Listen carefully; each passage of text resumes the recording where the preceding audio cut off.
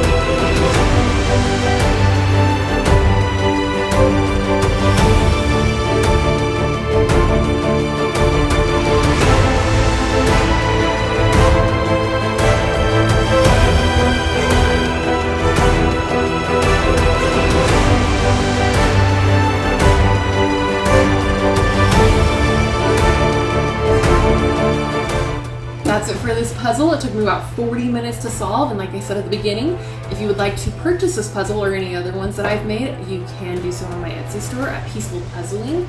It is linked down below, and I would also appreciate it if you would like and subscribe.